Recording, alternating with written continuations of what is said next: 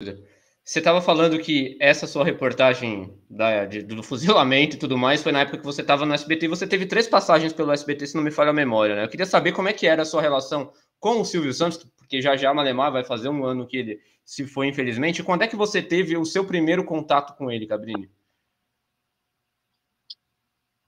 Meu primeiro contato com o Silvio foi quando, na minha primeira passagem, eu recebi uma proposta da Rede Globo para ser correspondente em Londres, e ele não queria me liberar, porque eu tinha um contrato, e eu precisei falar para ele que era importante para a minha carreira, e que ele pensasse de uma maneira mais humana e menos enquanto empresário.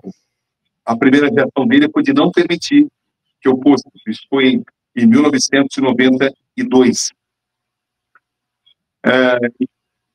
Aos 44 minutos do segundo tempo, o Luciano Calegari me chamou, o Silvio pensou melhor e decidiu te liberar. Decidiu você, um jornalista dedicado, eu tinha comandado, né, junto com o Luciano Calegari, a cobertura da Copa de 1990 na Itália. A gente tinha montado uma equipe, né, e tinha feito o maior sucesso, e eu tinha um contrato muito bom, né, mas para mim era muito importante essa oportunidade de me tornar correspondente da Globo em Londres.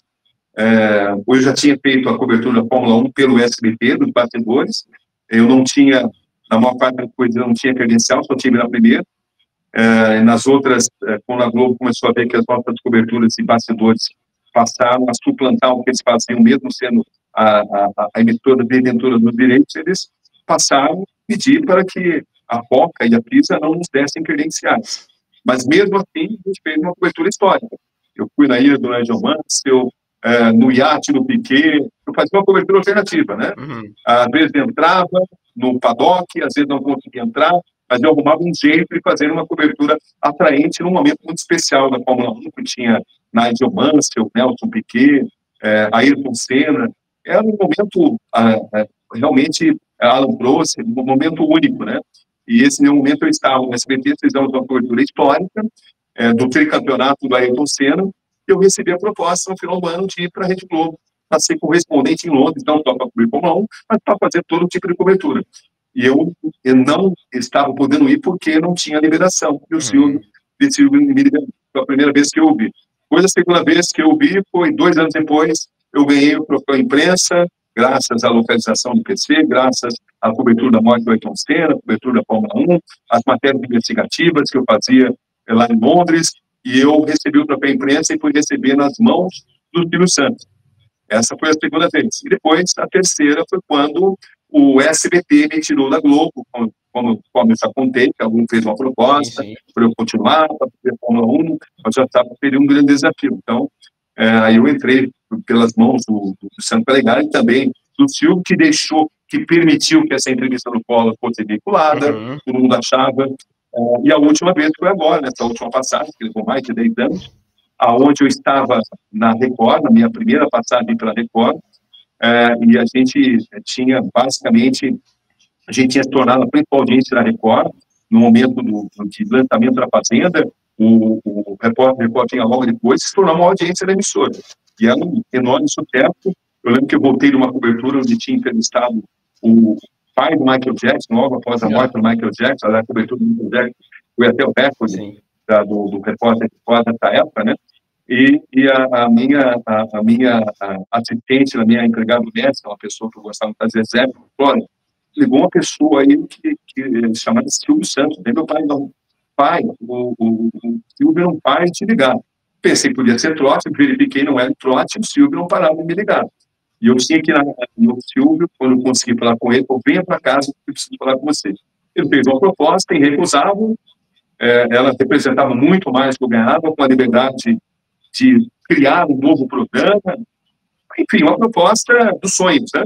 Mas só que eu tinha que escolher a proposta é agora, que 10 minutos, se você sair de casa, não tem mais. O Silvio era um negociador que tem bastante... Implacável. Bastante agressivo, bastante contumaz, né? Mas um homem de muita palavra. E eu acabei indo com essa SBT, foi quando eu fiz o Conexão Repórter, programa no qual a gente ganhou pouco, a maior parte dos estudantes, né? Foi 10 anos de Conexão Repórter, né? Eu tive assim, muita liberdade, E o Silvio sempre me ligava. A ideia, por exemplo, de fazer uma grande matéria com o Bispo Edir Macedo foi dele. De vez em quando ele me ligava, passando sugestões, mas ele sempre também respeitou a minha liberdade. Eu tive a oportunidade de fazer jornalismo daquilo que eu achava que ele deveria fazer. Foram momentos historicamente muito importantes e que possibilitaram que eu voltasse à Record, que é uma emissora inteiramente comprometida com o jornalismo, né? E apresentando hoje o principal produto da emissora, que é o Domingos Espetacular, uma fase muito importante da minha carreira. A sua liberdade no SBT, Cabrini, era estipulada em contrato ou você tinha só um acordo verbal, era no fio do bigode, como a gente fala com o Silvio? Fio do bigode. O Silvio você não precisava ter um contrato, não, só falar com ele. Era só falar com ele. Então todas as suas entradas e saídas do SBT foram costuradas diretamente com ele? Eu tinha um contrato, né? Tinha um contrato, um contrato muito bom, mas ele pensava mais na questão financeira. Questão de liberdade editorial, era conversando com ele, eu sempre tive total liberdade. É verdade que no SBT você teve um convite para comandar o programa chamado Boletim de Ocorrência em 2010 e você não quis? É verdade. Eu achava que não era a minha cara, não era o meu DNA e não me interessei. E rapidamente, ninguém te fez nenhuma pressão para que você aceitasse? Não teve nenhuma... Eles você falou não e acabou. Eles entenderam perfeitamente os meus